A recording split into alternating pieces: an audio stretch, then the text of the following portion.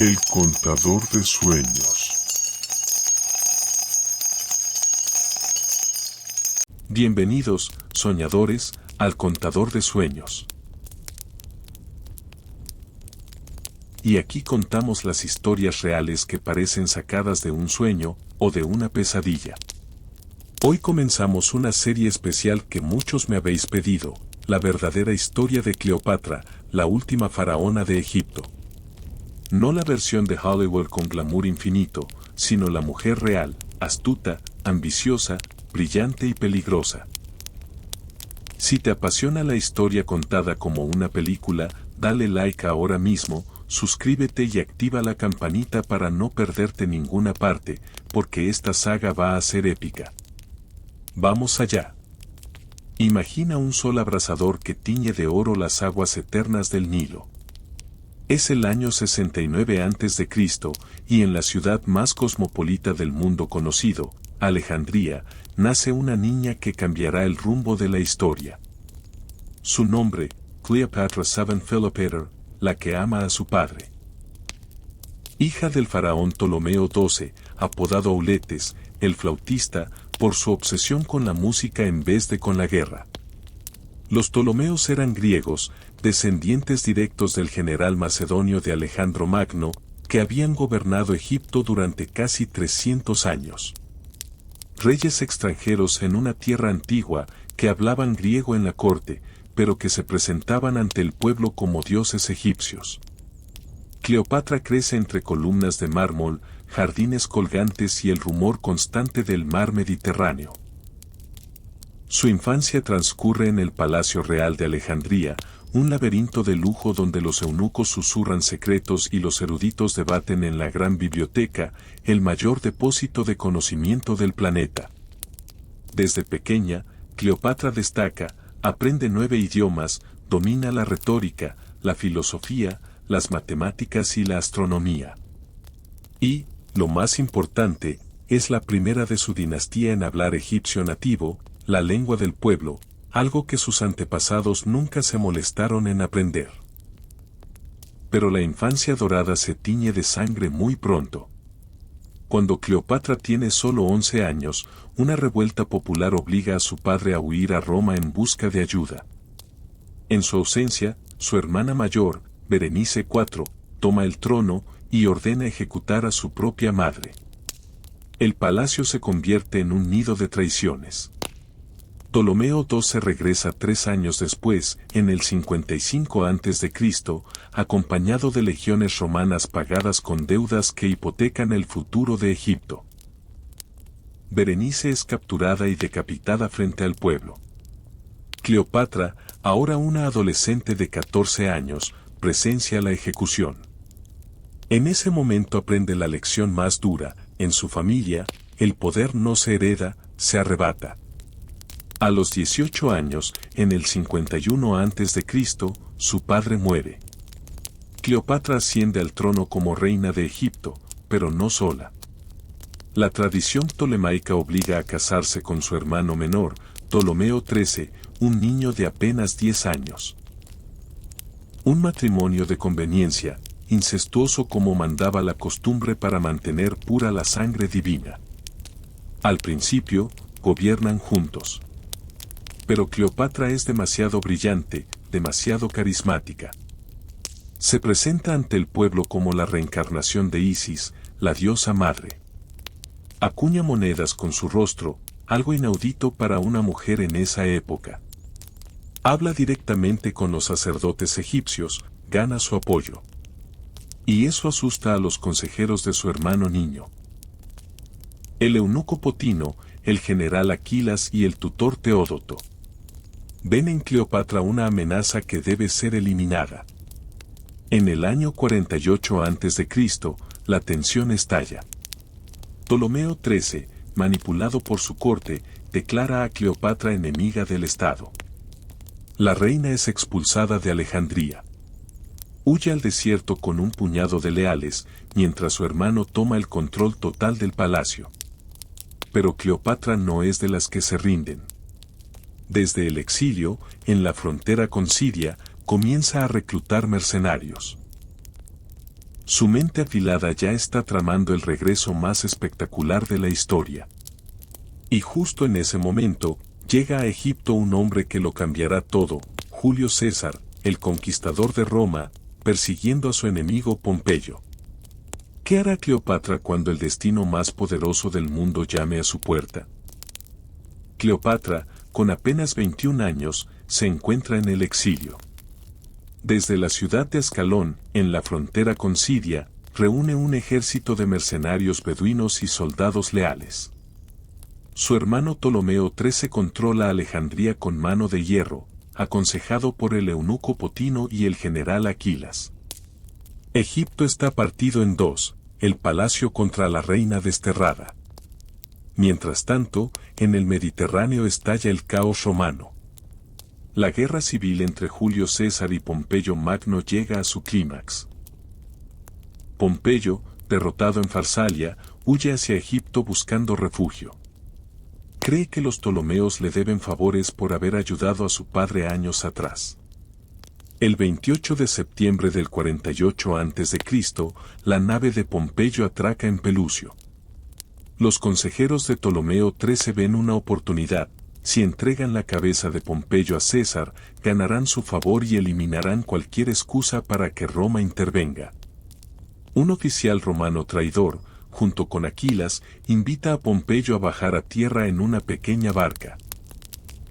Allí, frente a su esposa e hijo que observan desde el barco, lo apuñalan hasta la muerte. Le cortan la cabeza y la embalsaman para regalársela a César. Días después, Julio César llega a Alejandría con solo 4.000 hombres y 800 jinetes. Tiene 52 años, es calvo, lleva laureles para disimularlo y es el hombre más poderoso del mundo. Al entrar en el puerto, una delegación egipcia le entrega la cabeza de Pompeyo en una urna y su anillo de sello. César no celebra el regalo. Llora. Pompeyo había sido su yerno, su aliado y, aunque rival, parte de su familia. Aquel acto bárbaro le repugna y le da la excusa perfecta para quedarse en Egipto y poner orden. César se instala en el palacio real y anuncia que mediará personalmente entre Ptolomeo XIII y Cleopatra. Convoca a ambos hermanos. Ptolomeo XIII llega rápido, rodeado de su corte. Cleopatra, en cambio, está a cientos de kilómetros, bloqueada por tropas enemigas. Entrar en Alejandría significa muerte segura.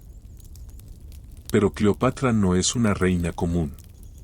Una noche, un pequeño bote siciliano se acerca sigilosamente al muelle del palacio. A bordo va Apolodoro, su fiel sirviente siciliano, cargando un gran saco de dormir o, según la versión más famosa de Plutarco, una alfombra enrollada. Los guardias lo dejan pasar porque parece un regalo inocente. Apolodoro atraviesa pasillos, sube escaleras y llega a los aposentos privados de César. Desenrolla la alfombra.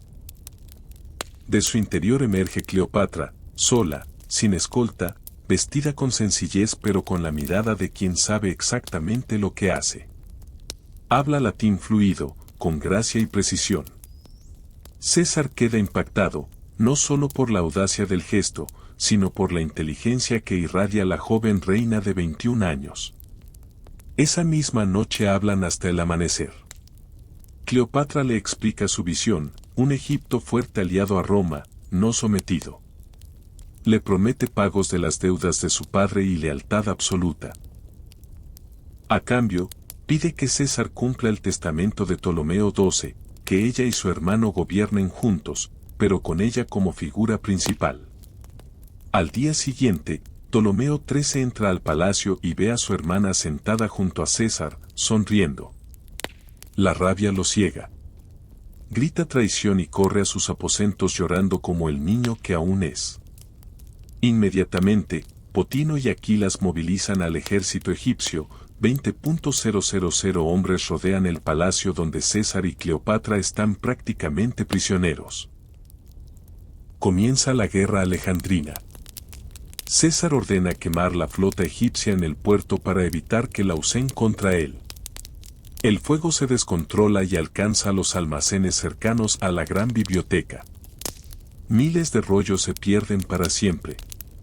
La ciudad se convierte en campo de batalla, calles estrechas, combates casa por casa, flechas, catapultas. Cleopatra y César resisten meses dentro del palacio, con comida racionada y el Nilo bloqueado. César llama refuerzos desde Asia Menor. Finalmente, en marzo del 1947 AC, llegan las legiones. En la batalla decisiva junto al Nilo, el ejército de Ptolomeo XIII es aplastado. El joven faraón, huyendo en una barca sobrecargada, se ahoga en las aguas del río que tanto veneraba su pueblo. Cleopatra ha ganado. César la restaura en el trono. Para cumplir las formas, la casa con su hermano menor, Ptolomeo XIV, un niño de 12 años. Pero todo el mundo sabe quién manda de verdad. 9 meses después, en junio del 1947 AC.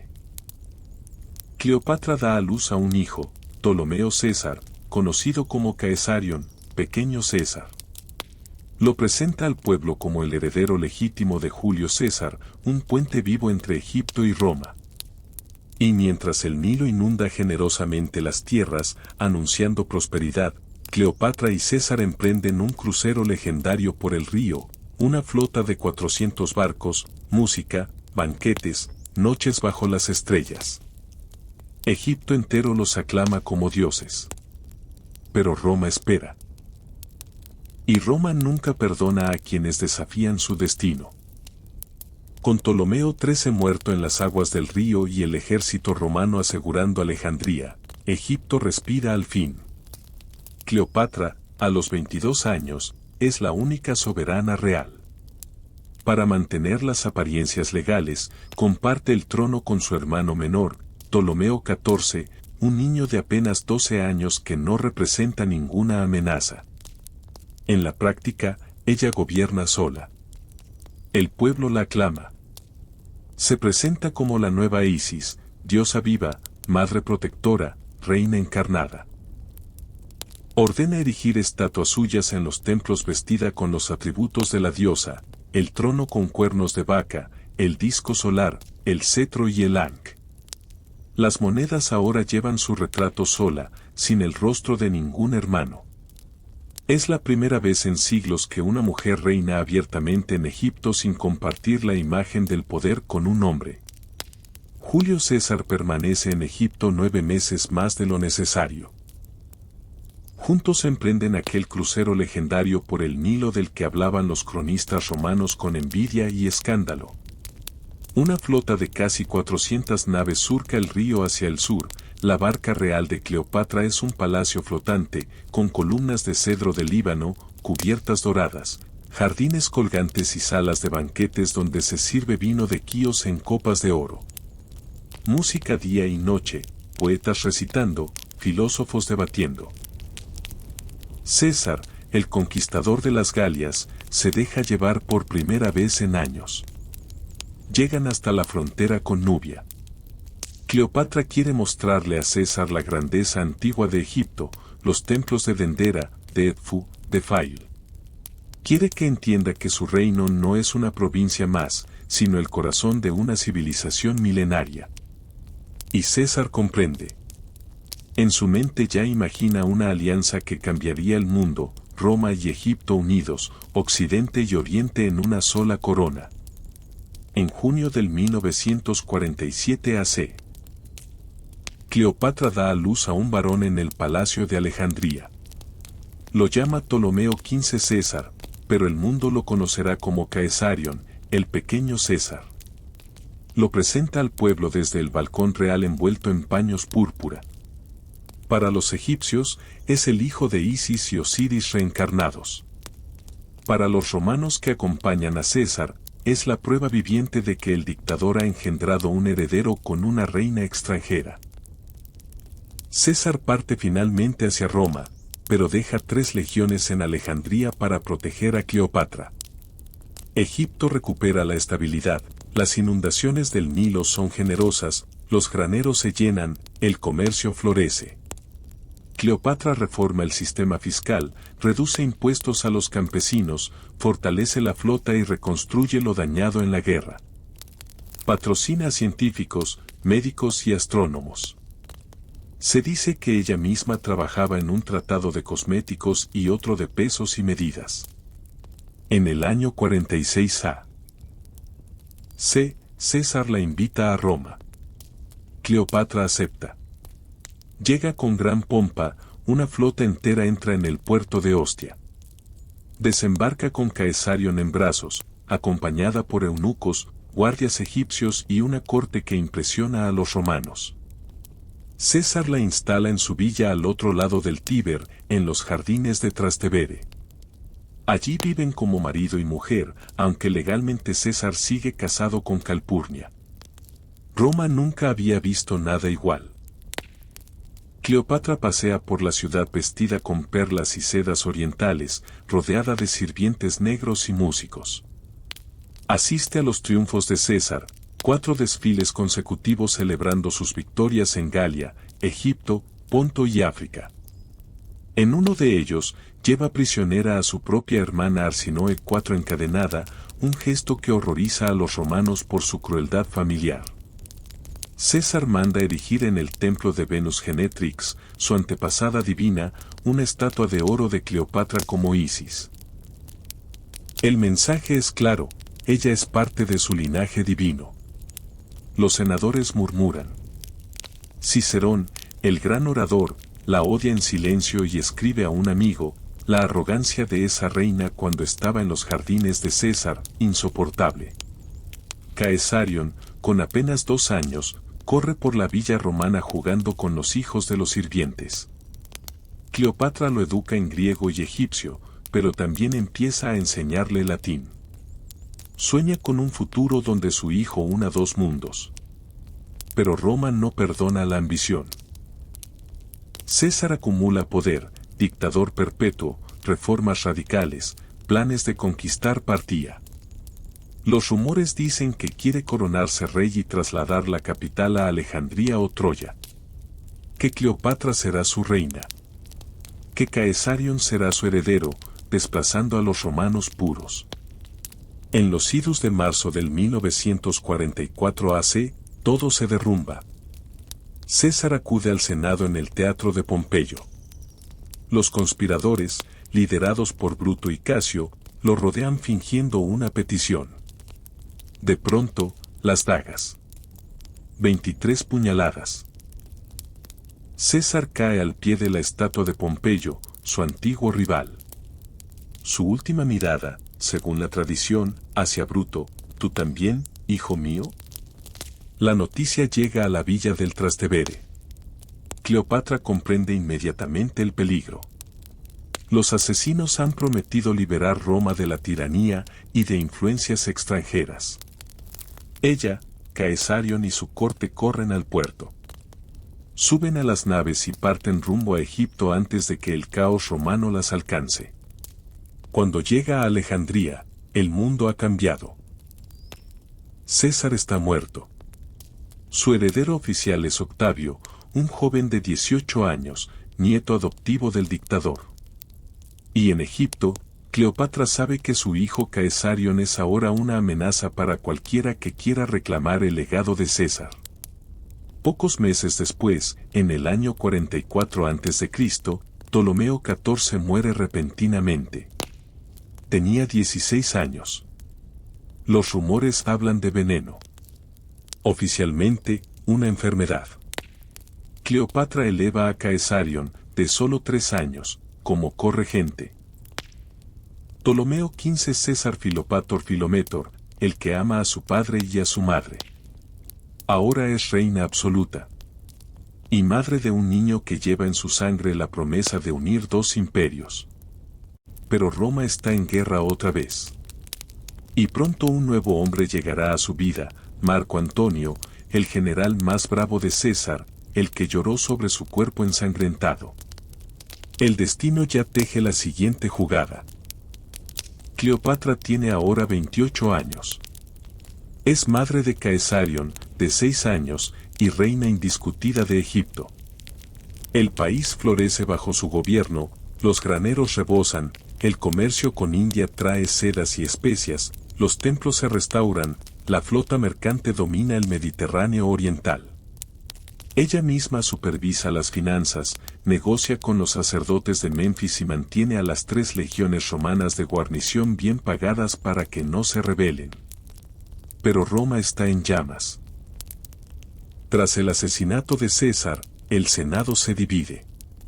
Marco Antonio, el general más leal del dictador, Octavio, el joven heredero adoptivo, y Lépido forman el segundo triunvirato para cazar a los asesinos. En el 42 a.C., en Filipos, Antonio y Octavio aplastan a Bruto y Casio. Los conspiradores se suicidan. Roma respira, pero solo por un momento.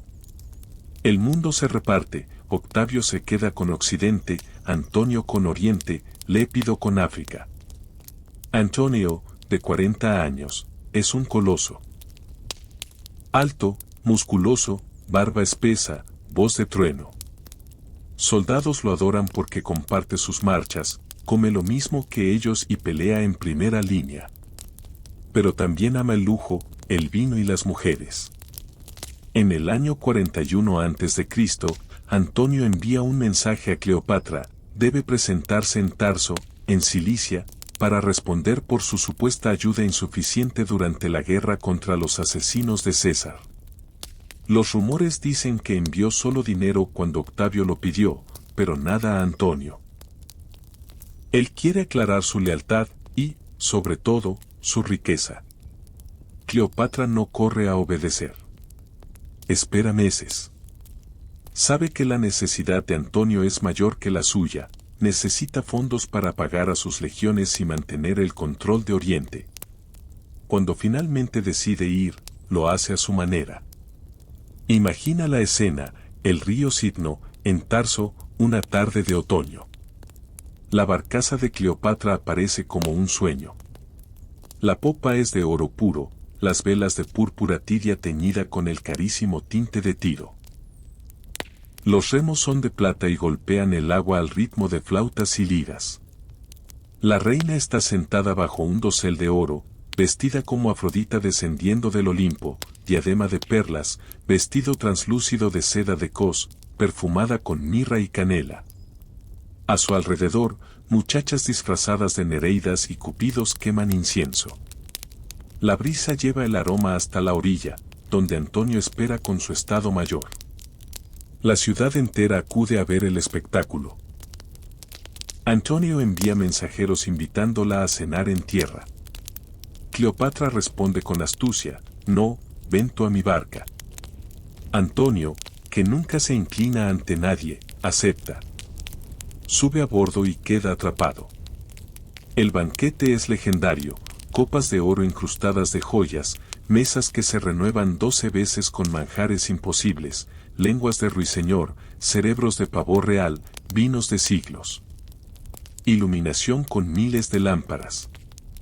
Cleopatra ríe, debate filosofía, cuenta anécdotas de la corte ptolemaica. Habla griego con Antonio, pero cuando quiere seducirlo, pasa al latín con acento perfecto. Plutarco dice que su voz era como un instrumento de muchas cuerdas, podía modularla para cada oyente. Antonio cae rendido. Olvida sus preguntas políticas. Pasa el invierno entero en Alejandría con ella, en un torbellino de fiestas y placer. Se disfrazan de esclavos para recorrer las calles de noche, hacen apuestas absurdas como disolver una perla invaluable en vinagre para bebérsela, ella lo hace y gana. Fundan un club llamado Los Inimitables, dedicado a excesos diarios. En la primavera del 40 AC, Cleopatra da a luz gemelos, Alejandro Helios y Cleopatra Selene. Antonio los reconoce como suyos, aunque para Roma sigue casado políticamente con Fulvia, su esposa romana. Fulvia, furiosa, se rebela en Italia junto con el hermano de Antonio, pero Octavio la aplasta. Fulvia muere poco después. Antonio regresa a Roma y, para sellar la paz con Octavio, se casa con su hermana Octavia, una mujer noble y hermosa. Cleopatra se queda en Alejandría, criando a sus 3 hijos, Caesarion y los gemelos. No llora públicamente. Sabe que la política romana es así. Pasan 3 años. Antonio gobierna Oriente con mano firme, pero gasta sin control. En el 37 a.C., necesita más dinero para su próxima campaña contra Partia. Vuelve a convocar a Cleopatra, esta vez a Antioquía. Ella llega embarazada de nuevo. Antonio la recibe como reina y amante. Se casan según el rito egipcio, aunque para Roma es bigamia. Le regala territorios inmensos, Fenicia, Chipre, Cilicia, partes de Siria y Judea. Es la mayor expansión del reino ptolemaico desde Alejandro Magno. En el 36 a.C. nace su tercer hijo, Ptolomeo Filadelfo. Antonio parte a conquistar Partia, y sufre el peor desastre de su carrera. Pierde decenas de miles de hombres en el desierto. Cleopatra lo rescata enviando provisiones y tropas por mar. Lo recibe en Siria como una esposa leal, no como una reina distante. Pero en Roma, Octavio ve la oportunidad. Empieza a difundir propaganda: Antonio ya no es romano, está embrujado por la reina extranjera, quiere trasladar la capital a Alejandría, coronarse rey de Oriente con Cleopatra a su lado. ¡Ey, soñadores! Si estás disfrutando esta historia real contada como una superproducción, este es el momento perfecto para apoyarme. Dale like al video, suscríbete al Contador de Sueños y activa la campanita para no perderte ni un segundo de lo que viene. Porque lo que viene es la guerra que decidirá el destino del mundo conocido. El año 35 a.C. amanece con Egipto en su apogeo. Cleopatra, con 34 años, ha transformado su reino en la potencia más rica del Mediterráneo. Las caravanas traen oro de Nubia, marfil de Punt, incienso de Arabia. Los barcos egipcios controlan las rutas hacia India. En Alejandría, la gran biblioteca se recupera de los daños de la guerra, los astrónomos calculan posiciones estelares, los médicos experimentan nuevos remedios. Cleopatra misma se dice que escribía tratados sobre alquimia, cosméticos y venenos. Marco Antonio, recuperado del desastre partio gracias a la ayuda de Cleopatra, regresa a Oriente con renovado vigor. Instala su cuartel general en Alejandría. Para los romanos tradicionales, esto ya es un escándalo: un general romano viviendo abiertamente con una reina extranjera, rodeado de lujo oriental, mientras Roma sufre impuestos para pagar sus campañas. En el año 34 a.C., Antonio conquista Armenia. Regresa triunfante con el rey enemigo encadenado. En vez de celebrar el triunfo en Roma, como mandaba la tradición, lo hace en Alejandría. Y allí, en el gimnasio de la ciudad, ante una multitud de soldados, senadores exiliados, embajadores y el pueblo egipcio, organiza el evento más provocador de su vida, las famosas donaciones de Alejandría. Imagina la escena: una plataforma elevada de plata y oro. Antonio, vestido con toga romana bordada en púrpura, sentado en un trono dorado junto a Cleopatra, que luce la corona doble de Egipto y los atributos de Isis. Ante ellos, sus 4 hijos juntos: Caesarion, de 13 años, alto y serio, con rasgos que recuerdan a César; los gemelos Alejandro Helios y Cleopatra Selene, de 6 años, y el pequeño Ptolomeo Filadelfo, de apenas 2. Antonio se levanta y proclama: a Caesarion. Ptolomeo XV César, rey de reyes, hijo legítimo de Julio César y heredero de Roma y Egipto. A Alejandro Helios, vestido con traje medo-persa, medallón solar y tiara, rey de Armenia, Media y Partia, territorios aún no conquistados del todo. A Cleopatra Selene, reina de Cirenaica y Libia. A Ptolomeo Filadelfo, rey de Fenicia y Siria. Y finalmente, a Cleopatra misma, reina de reyes, soberana absoluta de todos estos territorios, cuya voluntad es ley. El mensaje es devastador para Roma. Antonio está creando un nuevo imperio oriental, helenístico, con capital en Alejandría, donde Roma sería solo una provincia más. Y Caesarion, no Octavio, sería el verdadero heredero de César. La noticia llega a Roma como un trueno.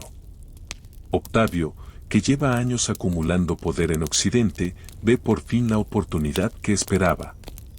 Convoca al Senado y lee supuestas partes del testamento de Antonio que había depositado en las vestales, donde aparentemente dejaba todos sus hijos con Cleopatra y pedía ser enterrado en Alejandría. Octavio lanza una campaña de propaganda brutal. En las calles de Roma se pegan carteles y se gritan versos satíricos: Cleopatra es una bruja egipcia, una prostituta oriental que ha embrujado a Antonio con pociones y magia. Lo llaman esclavo de una mujer, traidor a Roma. Se difunden historias falsas. Que Cleopatra obliga a Antonio a lavarle los pies, que duermen en camas de oro, que beben en copas hechas de cráneos. En Italia, los veteranos de Antonio empiezan a dudar.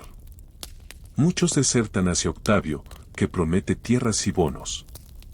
Senadores y ecuestres que habían huido a Alejandría regresan aterrorizados. Cleopatra, consciente del peligro, presiona a Antonio para actuar rápido. Ella financia casi toda la guerra que se avecina. 200 barcos de guerra egipcios, miles de millones de sestercios, provisiones para 100.000 hombres. Insiste en participar personalmente en la campaña, algo inaudito para una reina. En el año 32 a.C., el Senado romano, manipulado por Octavio, declara la guerra, no a Antonio, sino exclusivamente a Cleopatra. La llaman enemiga extranjera. Antonio es despojado de sus poderes. Roma se une contra la amenaza oriental. Antonio y Cleopatra reúnen su coalición en Éfeso. 500 barcos de guerra, 19 legiones, caballería auxiliar de reyes clientes como Herodes de Judea y Malco de Nabatea. Se mudan a Samos, luego a Atenas. Las fiestas continúan, pero ahora con un tono nervioso. Antonio envía cartas a Octavio proponiendo duelo personal: vencedor se queda con todo. Octavio rechaza con sorna. Deserciones masivas golpean su bando. Oficiales romanos experimentados abandonan a Antonio, diciendo que no pelearán por una reina egipcia. La flota se reduce. Cleopatra, pragmática, concentra sus barcos en proteger la tesoro real. Para el verano del 31 AC, ambos ejércitos se enfrentan en la costa occidental de Grecia. Octavio, con su brillante general Agripa, bloquea las rutas de suministro. Antonio y Cleopatra establecen base en el Golfo de Ambracia, en Accio. El cerco se cierra. Los soldados de Antonio pasan hambre. Enfermedades azotan el campamento. Cleopatra guarda su flota en el centro del Golfo, lista para romper el bloqueo.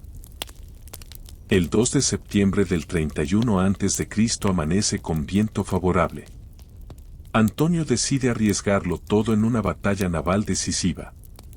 Lo que ocurra en Accio cambiará el mundo para siempre. El amanecer del 2 de septiembre del año 31 a.C. se alza gris sobre el mar Jónico. Una bruma espesa flota sobre el Golfo de Ambracia, como si los dioses mismos dudaran en presenciar lo que está a punto de ocurrir. El aire huele a sal, sudor y miedo. En la costa, Marco Antonio observa el horizonte desde la cubierta de su nave insignia. Ha adelgazado. Su barba, antes orgullosa, está descuidada. El general que una vez hizo temblar a Roma ahora carga el peso de una decisión imposible.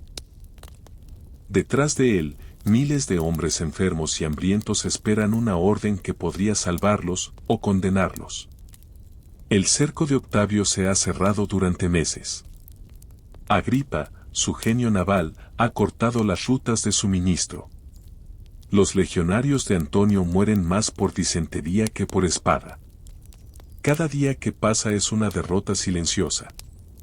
Antonio sabe que no puede ganar una guerra terrestre. Solo queda una opción: romper el bloqueo por mar y huir hacia Egipto, donde aún hay dinero, hombres y esperanza. En el centro del Golfo, protegida como un tesoro viviente, espera la flota egipcia. Cleopatra, a sus 38 años, está a bordo de su nave dorada. No viste como amante ni como reina ceremonial. Viste como comandante. Sus ojos no buscan gloria, calculan supervivencia. Ella no cree en la victoria total. Cree en el futuro. La señal se da al mediodía. Las trompetas romanas rasgan el aire. Los remos golpean el agua al unísono. Más de 400 naves comienzan a moverse en una coreografía mortal. El mar se llena de gritos, espuma y madera crujiendo. Las naves de Antonio son enormes, verdaderas fortalezas flotantes con torres, catapultas y soldados de élite. Pero son lentas. Las de Octavio, más pequeñas y ágiles, atacan como lobos, rodean, embisten, incendian. El combate se vuelve caótico. El humo lo cubre todo. Flechas en llamas caen como lluvia negra. El mar se tiñe de rojo. Y entonces ocurre lo impensable. En medio de la batalla, la flota egipcia levanta velas. Cleopatra ha esperado el viento exacto. Da la orden.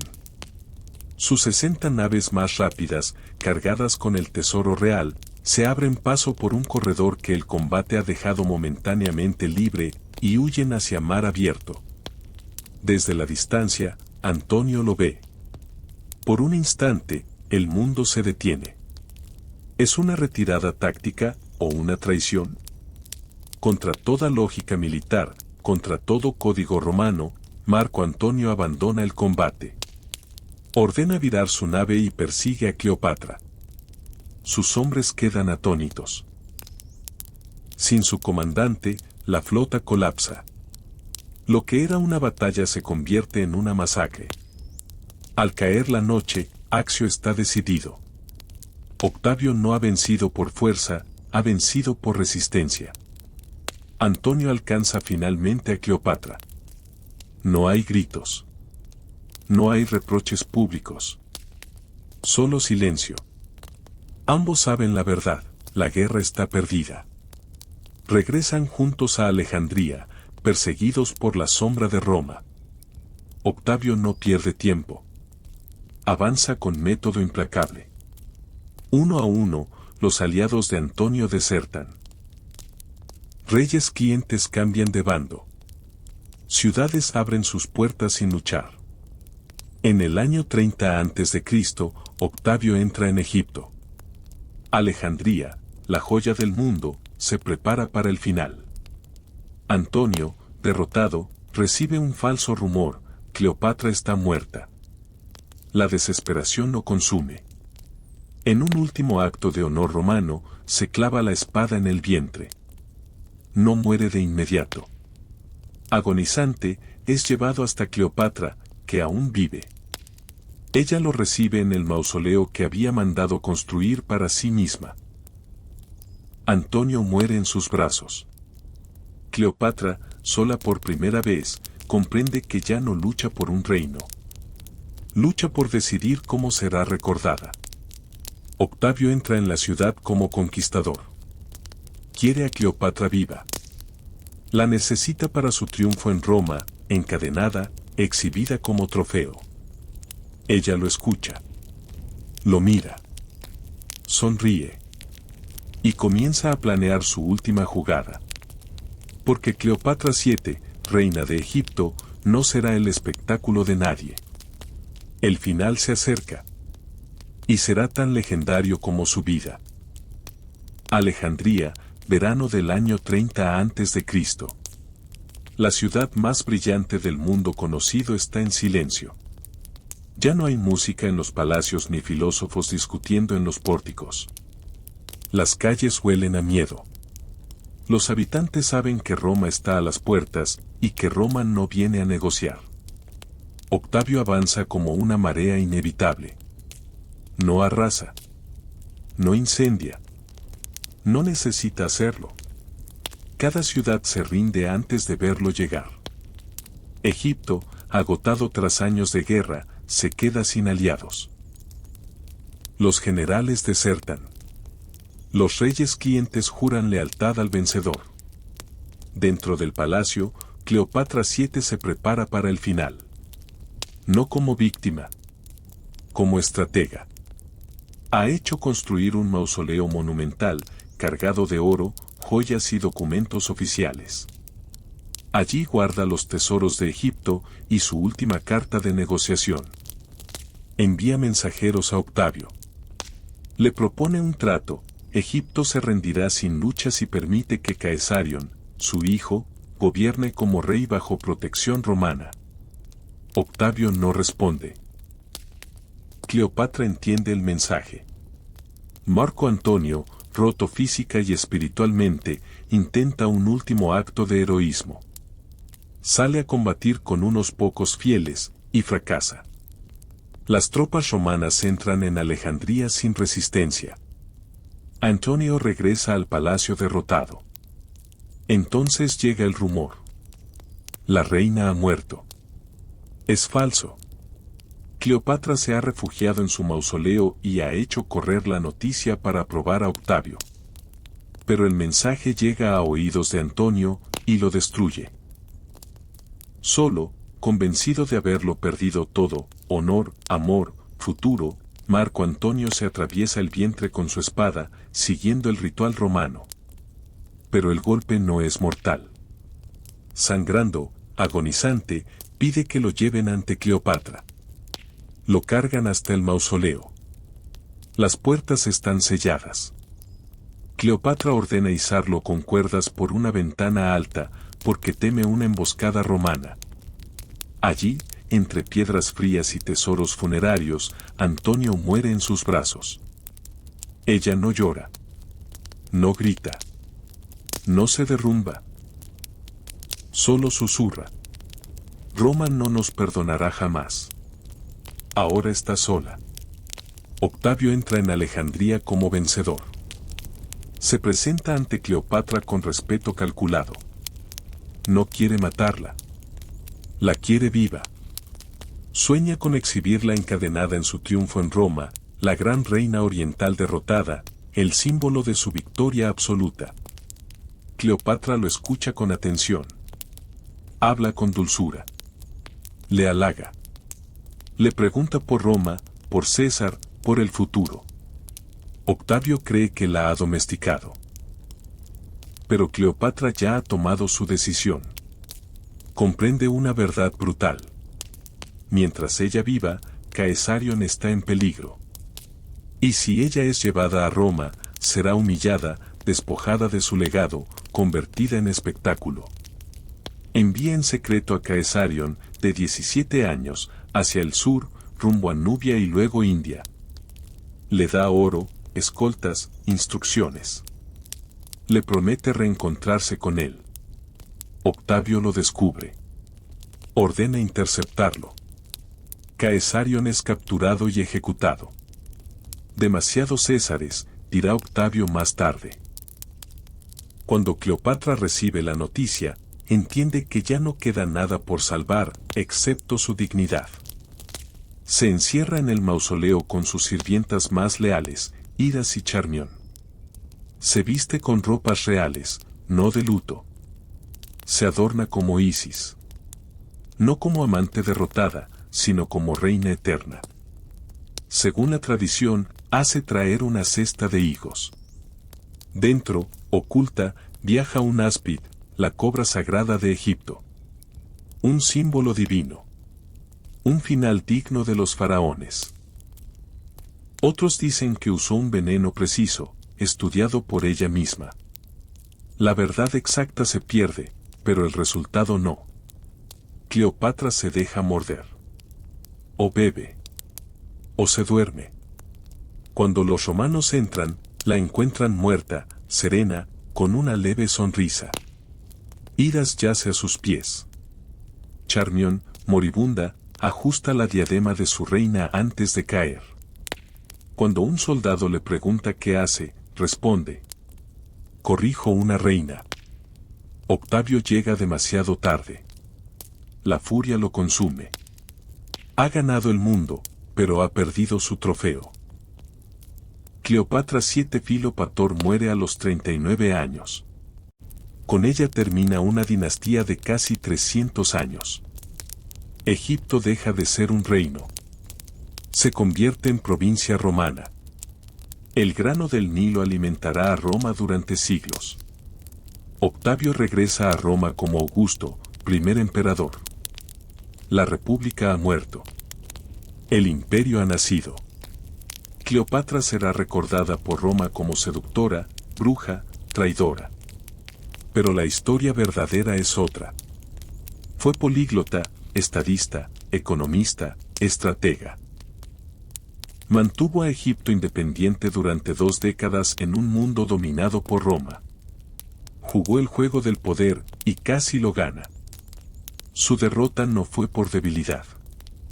Fue porque se enfrentó al sistema más despiadado de la historia. Y aún así, eligió su final. No como prisionera. No como espectáculo. Sino como Cleopatra, reina de Egipto. Roma celebra. En el año 29 a.C., las calles de la capital se llenan de laureles, estandartes y vítores. Octavio desfila en su triple triunfo, Iliria, Actium y Egipto. El pueblo aclama al hombre que ha traído la paz después de décadas de guerra civil. Pero hay una ausencia imposible de ignorar. No hay reina encadenada. No hay Cleopatra humillada ante la multitud.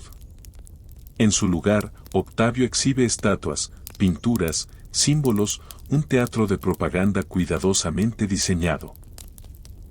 Cleopatra ha escapado incluso a su victoria. No pudo poseerla viva ni derrotarla en el espectáculo final. Y eso, para Roma, es una derrota silenciosa. Poco después, el Senado concede a Octavio un nuevo nombre: Augusto. El Venerable. El Sagrado. La República Romana, sin ceremonia ni declaración oficial, ha muerto. Nace el imperio. Egipto deja de existir como reino independiente. Se convierte en propiedad personal del emperador, no del Senado. Sus riquezas alimentan a Roma.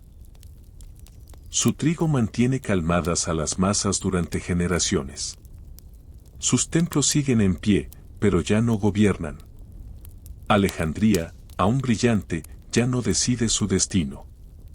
Y sin embargo, Cleopatra no desaparece. Los poetas romanos la llaman femme fatale, bruja oriental, serpiente del Nilo. La reducen a seducción porque admitir su inteligencia sería admitir que Roma casi perdió. Historiadores como Plutarco, Dion Casio y Suetonio, incluso cuando la critican, no pueden evitar describir su carisma, su mente, su voz. Porque Cleopatra fue algo que Roma temía profundamente. Una mujer que entendía el poder mejor que muchos hombres. Hablaba con reyes en su idioma. Negociaba con banqueros. Controlaba impuestos, ejércitos, flotas. Sabía cuándo luchar y cuándo retirarse. No fue derrotada por falta de talento, sino por enfrentar a un sistema que ya había decidido aplastar cualquier alternativa al dominio romano.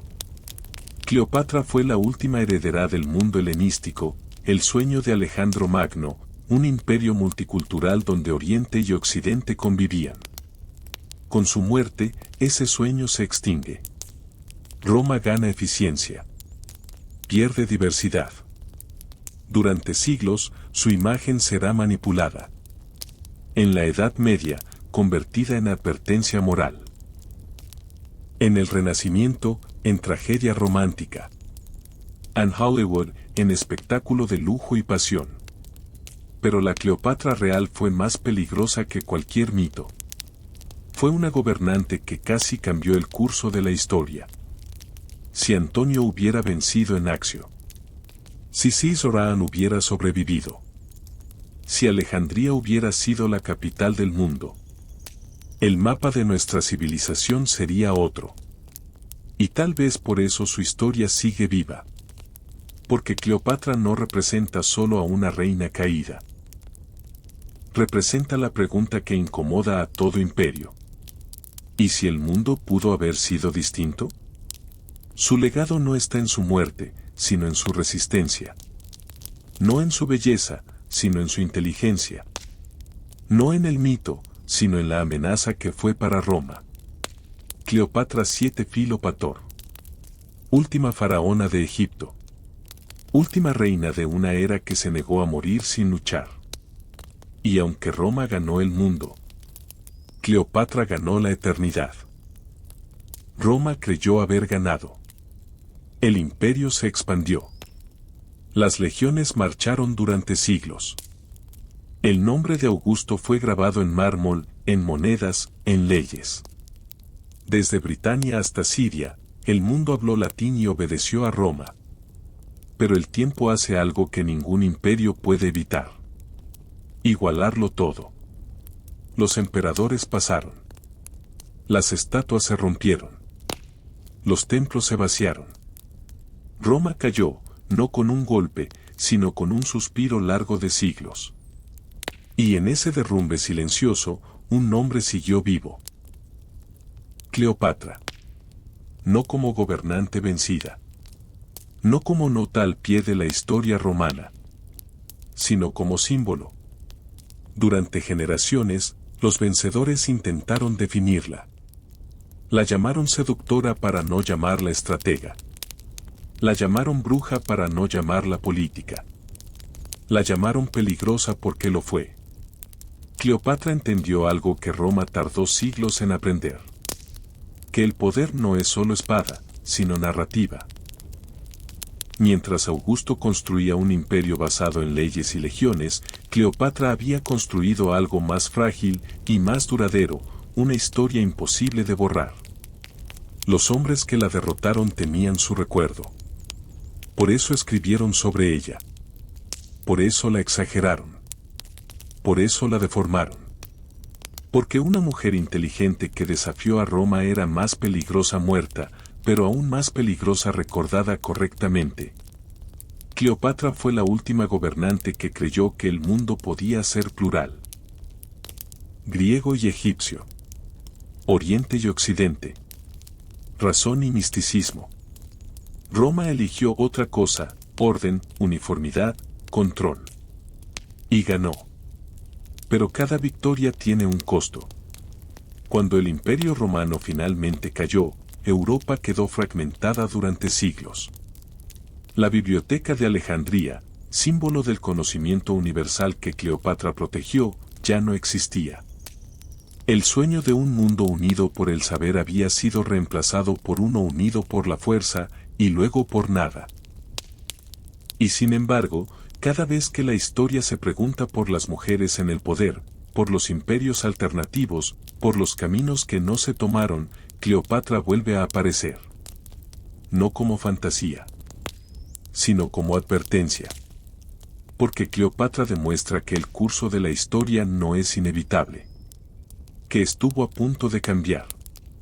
Que dependió de decisiones, de vientos, de una batalla naval, de una traición, de un día. Cleopatra no perdió porque fuera débil. Perdió porque era distinta. Y eso es lo que la hace eterna. Hoy, más de 2000 años después, su rostro sigue inspirando libros, películas, canciones y debates. Augusto construyó un imperio que duró siglos. Cleopatra construyó un mito que duró milenios. Roma gobernó territorios. Cleopatra gobierna la memoria. Y tal vez, en eso, reside la verdadera victoria. Porque los imperios mueren. Las leyendas no. La historia no termina cuando cae un reino. Termina cuando deja de ser contada. Han pasado más de 2000 años desde que Cleopatra VII eligió su final en Alejandría. El mundo que conoció ya no existe, el Nilo sigue fluyendo, pero los dioses han cambiado, Roma cayó, se levantó en ruinas y volvió a caer, imperios nacieron prometiendo eternidad y se disolvieron como polvo. Y, sin embargo, Cleopatra permanece. No porque haya vencido, sino porque obligó a la historia a recordarla.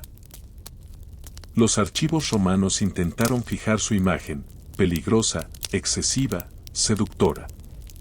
Era una estrategia política. Reducirla a pasión era neutralizar su inteligencia. Convertirla en mito era ocultar su amenaza real, una gobernante que entendía economía, diplomacia y poder simbólico en un mundo que no aceptaba mujeres soberanas. Pero el tiempo tiene su propia justicia. Los mismos textos que pretendieron desacreditarla son hoy pruebas de su grandeza. Los historiadores modernos reconstruyen su reinado y encuentran algo incómodo para los vencedores. Cleopatra fue eficaz. Gobernó un estado complejo, estabilizó finanzas, sostuvo alianzas, habló de igual a igual con los hombres más poderosos de su época y mantuvo la independencia egipcia más tiempo del que cualquiera esperaba. No fue un accidente. Fue competencia. Cleopatra entendió que el poder no solo se ejerce con ejércitos, sino con símbolos, no solo con leyes, sino con relatos. Por eso cuidó su imagen, por eso se presentó como Isis, por eso eligió su muerte.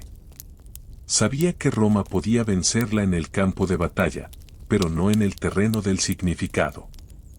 Augusto fundó un imperio que necesitó censurarla para afirmarse. Ella fundó una leyenda que no necesitó permiso para sobrevivir. Hoy, cuando el mundo vuelve a debatir sobre liderazgo, sobre mujeres en el poder, sobre choques culturales entre civilizaciones, Cleopatra reaparece no como reliquia, sino como pregunta viva. ¿Qué habría pasado si el centro del mundo hubiera sido Alejandría y no Roma? ¿Si el conocimiento hubiera sido el eje del poder y no la conquista? ¿Si la historia hubiera admitido más de un camino? No lo sabremos. Pero sabemos esto. Cleopatra no fue el final de Egipto. Fue el último intento de decidir su destino. Y quizá por eso su figura incomoda todavía. Porque demuestra que incluso frente al imperio más grande de la antigüedad, hubo alguien que negoció, resistió y eligió. Que no se dejó borrar. Que entendió que perder no siempre significa desaparecer. Los imperios se miden en territorio. Las leyendas, en tiempo. Roma tuvo el mundo. Cleopatra tuvo la eternidad. Y mientras exista alguien dispuesto a contar su historia sin miedo, Cleopatra VII seguirá reinando. Cuando se apagan los mitos, queda el dato. Y cuando se observan los datos con honestidad, aparece la verdad. Cleopatra VII no gobernó desde el capricho ni desde la improvisación. Gobernó con método. Su reinado, que se extendió por más de 20 años, fue uno de los más estables del Mediterráneo oriental en una época marcada por guerras civiles constantes. Egipto, bajo su mando, no colapsó, funcionó. Los registros económicos muestran un estado organizado. El sistema agrícola del Nilo se mantuvo eficiente. Los impuestos fueron ajustados para evitar revueltas campesinas. La moneda egipcia conservó valor incluso cuando Roma atravesaba crisis financieras. Cleopatra entendía algo esencial. Un imperio hambriento se rebela, uno alimentado obedece. En política exterior, jugó una partida desigual. Egipto no podía vencer militarmente a Roma. Lo sabía. Por eso eligió la diplomacia asimétrica, alianzas personales, control del grano, financiamiento selectivo, influencia simbólica. No buscó destruir a Roma, buscó hacerla dependiente. Con Julio César, garantizó protección. Con Marco Antonio, equilibrio oriental. Su error no fue confiar en ellos, sino subestimar la maquinaria romana, capaz de reemplazar hombres sin cambiar objetivos. Cleopatra también entendió el valor del conocimiento. Alejandría siguió siendo, durante su reinado, un centro intelectual sin igual. Matemáticos, médicos, astrónomos y filósofos encontraron patrocinio real. En una época donde el poder se medía en sangre, ella lo midió en saber. Esa elección no fue romántica, fue estratégica. El conocimiento crea autonomía. Y la autonomía siempre es peligrosa para los imperios. Su muerte fue leída durante siglos como tragedia personal. Hoy puede entenderse de otro modo, como acto político final. Cleopatra eligió no legitimar el relato romano de victoria absoluta. Al morir por su propia mano, negó a Augusto el símbolo que necesitaba para cerrar su narrativa imperial. No fue derrota. Fue negación del espectáculo. Tras su muerte, Egipto fue reducido a provincia estratégica. Sin rey, sin voz, sin decisión. Pero la administración romana conservó gran parte de las estructuras que Cleopatra había perfeccionado. Gobernaron sobre los cimientos que ella dejó. Eso también es una forma de victoria silenciosa. Cleopatra no fracasó como gobernante. Fracasó como alternativa histórica. Y eso, para los imperios, es imperdonable. Hoy, al retirar capas de propaganda, aparece una figura más compleja y más incómoda, una mujer que gobernó con eficacia en un sistema diseñado para excluirla. Una reina que entendió que el poder no siempre gana, pero siempre deja huella. La historia no fue escrita para ella. Pero tampoco pudo escribirla sin ella. Y ese es su lugar definitivo. No en la fantasía. No en la caricatura. Sino en el punto exacto donde la verdad histórica incomoda al vencedor. Ahí, todavía, Cleopatra reina. Al final, la historia no recuerda a quienes gritaron más fuerte, sino a quienes resistieron con sentido. Cleopatra VII nació en un mundo que no la esperaba. Gobernó en un tiempo que no admitía excepciones. Y aún así, sostuvo un reino antiguo frente al poder emergente más brutal de su era. No por azar. No por seducción. Sino por comprensión profunda del poder. Cuando se despejan las exageraciones, aparece una gobernante racional. Cleopatra fue pragmática. Sabía cuándo ceder y cuándo tensar la cuerda. Supo que Egipto no podía vencer a Roma, pero también supo que Roma no podía ignorar a Egipto. Durante 2 décadas convirtió esa dependencia mutua en margen de maniobra. Ese margen fue su verdadero logro. No fue una revolucionaria ni una conquistadora. Fue una administradora del equilibrio, una figura que intentó preservar continuidad en un mundo que ya había elegido ruptura. Su error no fue estratégico, fue histórico. Llegó demasiado tarde a un tablero que ya estaba inclinado. Cleopatra entendió el lenguaje de los símbolos mejor que la mayoría de sus contemporáneos. Por eso habló como Isis al pueblo egipcio y como igual a los romanos. No fue teatro vacío, fue traducción cultural. Gobernar es, en esencia, saber hablar varios mundos a la vez. Su final no fue huida ni derrota emocional. Fue coherencia. Eligió no sobrevivir como figura vaciada de sentido. Eligió cerrar su historia con la misma soberanía con la que había gobernado. No fue un gesto romántico, fue una decisión política extrema.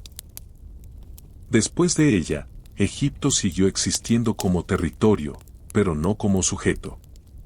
Roma heredó su riqueza, su grano, sus rutas. Pero no heredó su voz. Esa voz quedó suspendida en la memoria histórica, incómoda, irreductible. Cleopatra no fue la última reina solo por cronología. Lo fue porque nadie después volvió a intentar lo mismo. Hoy, su figura ya no necesita defensa ni idealización. Basta observarla con precisión. No fue santa ni villana. Fue gobernante. Y eso, en su contexto, fue excepcional. Cuando los imperios pasan, quedan dos cosas, ruinas y preguntas. Las ruinas se estudian. Las preguntas perduran. Cleopatra es una de esas preguntas. ¿Qué ocurre cuando el poder intenta borrar una alternativa y no lo logra del todo? ¿Qué queda de quienes pierden, pero no se rinden al relato del vencedor? Queda esto. Una figura que sigue obligándonos a mirar la historia con matices. Y mientras exista esa incomodidad, mientras Cleopatra siga siendo imposible de reducir a una sola versión, su historia no habrá terminado. La historia suele presentarse como un tribunal, pero casi nunca es justo. Cleopatra VII fue juzgada sin defensa. Sus acusadores escribieron los textos. Sus vencedores controlaron la memoria. Roma no solo conquistó Egipto, conquistó el relato. Y durante siglos, ese relato fue aceptado sin objeción. Hoy sabemos que eso fue una elección, no un destino. Los cronistas romanos no mintieron siempre, pero seleccionaron. Exageraron lo que convenía. Silenciaron lo que incomodaba. Cuando describieron a Cleopatra como peligrosa, dijeron la verdad, pero no en el sentido que pretendían. Fue peligrosa porque pensó como estadista, no porque amara como mujer. Roma nunca temió su cuerpo. Temió su capacidad. Cleopatra representaba algo que el nuevo imperio no podía permitir, la idea de que el poder podía tener rostro femenino, voz plural y centro no romano. En un momento en que Augusto necesitaba un orden único, ella simbolizaba una alternativa demasiado compleja. Por eso fue reducida. Por eso fue simplificada. Por eso fue convertida en advertencia. Pero el tiempo ha erosionado ese juicio. Hoy, al analizar su reinado con herramientas modernas, aparece una figura incómodamente competente. No excepcional por mito, sino por resultados. Gobernó más tiempo que muchos emperadores romanos. Mantuvo estabilidad donde otros colapsaron. Administró una economía vital para el Mediterráneo sin provocar rebeliones masivas. Eso no es seducción. Eso es capacidad política. Cleopatra no fue derrotada por errores personales. Fue derrotada por una asimetría histórica. Roma había decidido que no habría más centros de poder. La multipolaridad del mundo helenístico debía desaparecer.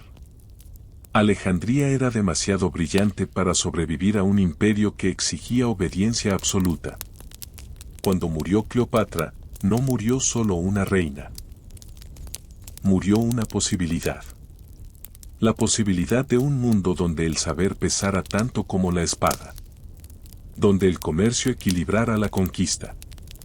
Donde la política no necesitara borrar al otro para afirmarse. Ese mundo no ganó. Pero tampoco fue olvidado. Cada vez que la historia revisa sus propias certezas, Cleopatra reaparece. No como nostalgia, sino como contradicción viva. La prueba de que el pasado no fue inevitable, de que hubo bifurcaciones reales, de que la victoria romana no fue la única salida. El juicio final sobre Cleopatra nunca se dictó. Porque no puede dictarse. No fue heroína ni villana. Fue algo más difícil de aceptar. Una gobernante eficaz que perdió. Y en una historia escrita por vencedores. Esa es la figura más peligrosa de todas. Hay un momento, después de que todo ha sido dicho, en el que la historia ya no necesita palabras. Cleopatra VII pertenece a ese espacio. Cuando se apagan las guerras, cuando los imperios dejan de expandirse y comienzan a recordarse, lo que queda no es la victoria ni la derrota, sino la huella. Y la huella de Cleopatra no está marcada por territorios conquistados, sino por una resistencia lúcida al olvido. Egipto, bajo dominio romano, continuó funcionando. Los graneros siguieron alimentando al Mediterráneo. Los templos mantuvieron rituales antiguos.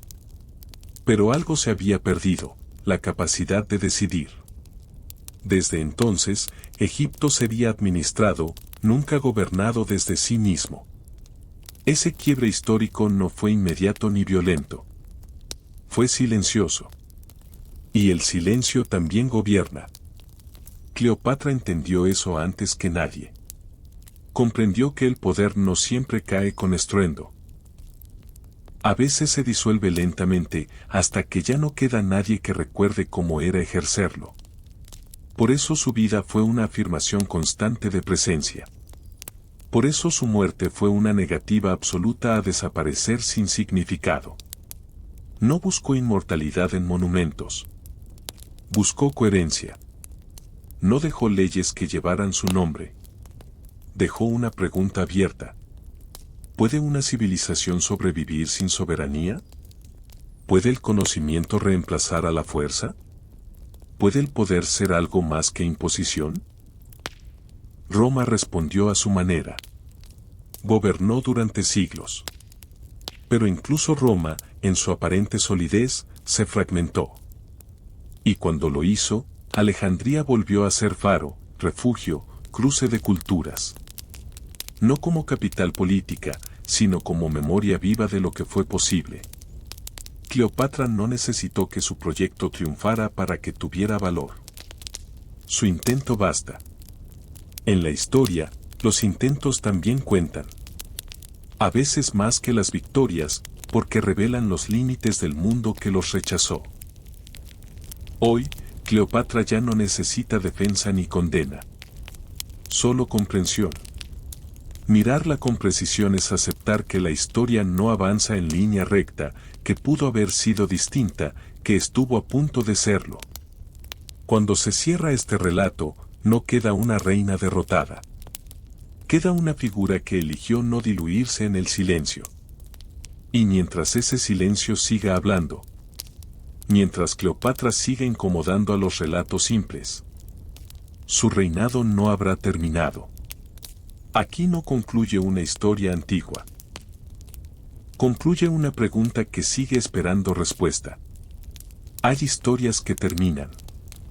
Y hay historias que no se cierran, porque cerrarlas sería simplificarlas. La de Cleopatra 7 es una de ellas.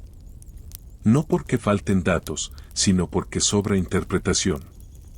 Cada época la ha mirado desde su propia necesidad. Roma la convirtió en advertencia, el Renacimiento en tragedia, la modernidad en espectáculo. Pero ninguna de esas miradas agotó lo que fue. Cleopatra no fue un error histórico ni una anomalía romántica. Fue el resultado lógico de un mundo complejo, multicultural y en transición. Gobernó un reino antiguo con herramientas modernas para su tiempo, diplomacia flexible, control económico, poder simbólico y lectura precisa del contexto internacional. No fracasó por incompetencia. Fracasó porque el mundo que defendía estaba dejando de existir. Roma no la venció solo en el mar de Accio. La venció imponiendo una forma única de poder, incompatible con el equilibrio que Cleopatra intentaba sostener. Ese choque no tenía conciliación posible. Uno de los dos debía desaparecer. Desapareció Egipto como sujeto político. Pero no desapareció Cleopatra como significado. Por eso sigue reapareciendo. En debates sobre liderazgo. En discusiones sobre género y poder. En preguntas sobre imperio, identidad y memoria. No como modelo a imitar, sino como caso límite, como prueba de hasta dónde puede llegar una voluntad lúcida antes de ser aplastada por una estructura mayor. Cleopatra no ganó la historia, pero la interrumpió. Introdujo una fisura en el relato triunfal de Roma. Una fisura que obliga a detenerse, a reconsiderar, a matizar. Mientras esa fisura exista, el pasado no estará completamente cerrado. Y tal vez ese sea su legado más profundo. No dejó una dinastía duradera. no dejó un imperio propio. Dejó algo más incómodo. La certeza de que incluso las derrotas pueden ser inteligentes. Cuando el relato se apaga y la música final se desvanece, no queda una imagen de muerte ni de gloria. Queda una presencia. Una figura que se resiste a ser archivada. Cleopatra VII no pide admiración ni compasión. Pide algo más difícil. Ser pensada con seriedad. Y mientras alguien esté dispuesto a hacerlo. Mientras esta historia siga contándose sin miedo a la complejidad. Cleopatra seguirá aquí. No como reina. No como mito. Sino como eco persistente de un mundo que casi fue. Toda historia importante termina señalando hacia afuera. La de Cleopatra VII no nos habla solo de Egipto ni de Roma. Nos habla de cómo elegimos recordar, de qué figuras elevamos y cuáles reducimos para que el pasado resulte cómodo. Porque Cleopatra no encaja bien en los relatos simples. Y cuando algo no encaja, la historia suele deformarlo. Durante siglos, su figura fue utilizada para tranquilizar conciencias. Si perdió, fue por amor; si cayó, fue por exceso; si desafió a Roma, fue por seducción. Esas explicaciones son fáciles. Eximen al sistema. Evitan una pregunta más incómoda. ¿Qué pasa cuando una forma distinta de poder resulta viable, aunque no gane? Cleopatra obliga a reconocer que el mundo antiguo no estaba condenado a un solo desenlace. Que hubo alternativas reales. Que el triunfo romano no fue inevitable, sino contingente. Dependió de decisiones, de climas políticos, de una batalla naval, de una narrativa impuesta después. Aceptar eso es aceptar algo más amplio. Que la historia no es una línea recta, sino una serie de cruces donde alguien pierde y alguien decide cómo se cuenta esa pérdida. Cleopatra fue derrotada 2 veces. En el campo político. Y en el campo del relato. La primera fue visible. La segunda fue más profunda. Y es esa segunda derrota la que todavía se está revisando. Cuando hoy volvemos a Cleopatra con rigor, sin romanticismo ni caricatura, no estamos corrigiendo el pasado. Estamos afinando el presente. Aprendiendo a detectar cuando el poder reduce, simplifica o distrae para no discutir lo esencial. Cleopatra no es relevante porque fue reina. Es relevante porque muestra qué ocurre cuando el poder inteligente no coincide con el poder dominante. Eso no pertenece solo a la antigüedad. Cada época tiene sus Cleopatras. Figuras que no encajan, proyectos que no triunfan, alternativas que se pierden no por inviables, sino por incómodas. La historia suele archivarlas rápido. Pero la memoria, cuando se activa, las devuelve. Este relato no busca reivindicar ni condenar. Busca entender. Y entender es un acto político en sí mismo. Porque quien entiende deja de aceptar versiones únicas.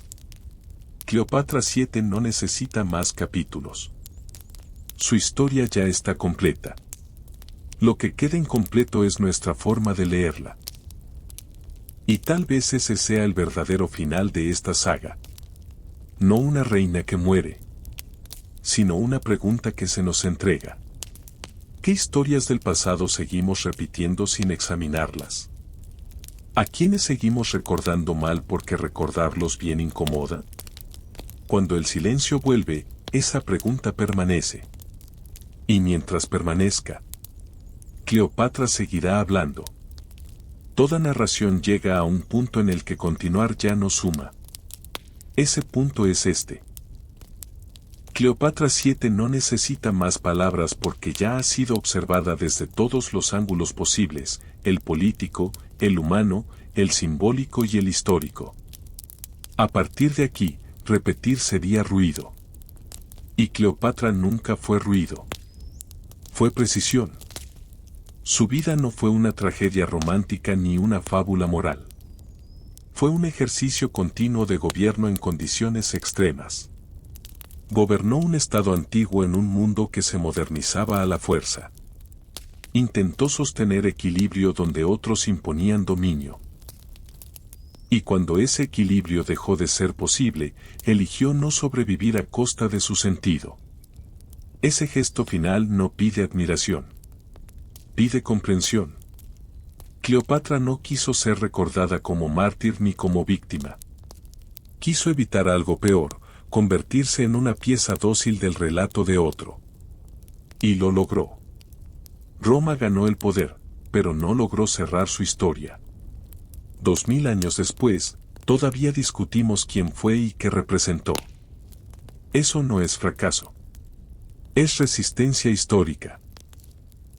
Aquí es donde la historia se detiene de verdad, cuando deja de producir certezas y empieza a producir criterio. Cleopatra obliga a leer con cuidado, a desconfiar de versiones cómodas, a aceptar que el pasado es más complejo que sus resúmenes. No hay lección simple en su vida. No hay moraleja clara. Y eso es lo más honesto que puede ofrecer la historia. Egipto cayó. Roma triunfó. El mundo cambió. Todo eso es cierto. Pero también es cierto que hubo un momento en que otra salida fue pensada con lucidez, defendida con inteligencia y abandonada con dignidad. Ese momento tuvo nombre propio. Cleopatra 7. Aquí no termina su historia porque haya sido agotada. Termina porque ya ha sido entendida. Y cuando algo se entiende de verdad, no necesita seguir siendo contado. Solo recordado con precisión.